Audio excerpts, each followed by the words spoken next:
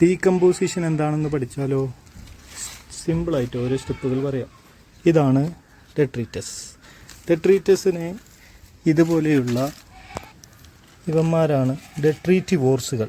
ഡെട്രീറ്റിവോർസുകൾ എന്ത് ചെയ്യുമെന്ന് ചോദിച്ചാൽ ഇത്തരത്തിലുള്ള ഇത് കണ്ടോ, ഈ ഇതിനൊക്കെ ഫ്രാഗ്മെൻറ്റ് ചെയ്തത് കണ്ടോ? ഡെട്രീറ്റസിനെ ഇവന്മാർ ഫ്രാഗ്മെൻറ്റേഷൻ ചെയ്യും. കണ്ടോ, ഇതൊക്കെ ഫ്രാഗ്മെൻറ്റേഷൻ ചെയ്യുന്നതായിട്ട് നിങ്ങൾക്ക് കാണാം. ഇതൊക്കെ കഷ്ണം മുറിച്ചതായിട്ട് കാണാം. കണ്ടോ, ഇവിടെയൊക്കെ ഫ്രാഗ്മെൻറ്റേഷൻ സംഭവിച്ചു പോയത് കാണാം. ഇതിനെയാണ് ഫ്രാഗ്മെൻറ്റേഷൻ എന്ന് പറയുന്നത്. അപ്പോൾ ഡെട്രീറ്റസിനെ ഈ ഡെട്രീറ്റിവോർസുകൾ ഇങ്ങനെ ഫ്രാഗ്മെൻറ്റ് ചെയ്യുന്നതിനെയാണ് ഫ്രാഗ്മെൻറ്റേഷൻ എന്ന് പറയുന്നത്. ഇനി ഇതിൽ രണ്ടാമത്തെ സ്റ്റെപ്പാണ് ലീച്ചിങ്.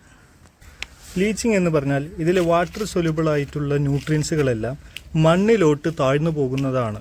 കാരണം അത് വെള്ളത്തിലലിഞ്ഞ് മണ്ണിലോട്ട് താഴ്ന്നു പോകുന്നതാണ് രണ്ടാമത്തെ സ്റ്റെപ്പായിട്ടുള്ള ലീച്ചിങ്. മൂന്നാമത്തെ സ്റ്റെപ്പ് എന്താണെന്ന് വെച്ചാൽ കാറ്റബോളിസം. ഇതിൽ ബാക്ടീരിയയും ഫംഗസും വന്ന് ഇതിനെ കൂടുതൽ ബ്രേക്ക് ഡൗൺ ചെയ്യുകയും പിന്നീട് ഇതിനെ ഹ്യൂമസ് എന്ന് പറയുന്ന ഇതാണ് ഹ്യൂമസ്. ഈ ഡാർക്ക് അമോർഫസ് സബ്സ്റ്റൻസ് ഇതിനെയാണ് ഹ്യൂമസ് എന്ന് പറയുന്നത്.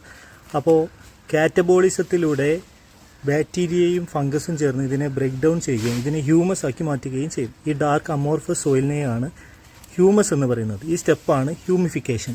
ഹ്യൂമിഫിക്കേഷനിൽ സംഭവിക്കുന്നത് എന്താണെന്ന് ചോദിച്ചാൽ ഹ്യൂമിഫിക്കേഷനിൽ ഈ ബാക്ടീരിയയും ഫംഗസും വളരെ സ്ലോ ആയിട്ട് ആക്ട് ചെയ്യുന്നുള്ളൂ എന്നുള്ളതിനാൽ തന്നെ ഇത് വളരെ സ്ലോ ആയിട്ട് ഡീഗ്രേഡ് ചെയ്യുകയുള്ളൂ.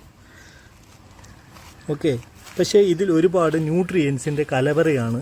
ഇത് ന്യൂട്രിയൻ്റ് റിച്ച് ആണ്. It's A source of nutrients. ഇനി ഇതിൽ നിന്നും ഇനോർഗാനിക് ന്യൂട്രിയൻസുകൾ മണ്ണിലോട്ട് അലിഞ്ഞു പോകുന്ന അല്ലെങ്കിൽ റിലീസ് ഓഫ് ഇനോർഗാനിക് ന്യൂട്രിയൻസ്, അതിനെയാണ് മിനറലൈസേഷൻ എന്ന് പറയുന്ന അവസാനത്തെ സ്റ്റെപ്പ്. ഇതോട് കൂടിയിട്ട് എന്ത് ചെയ്യും? ഈ പറയുന്ന ഡീകമ്പോസിഷൻ കംപ്ലീറ്റ് ആവും.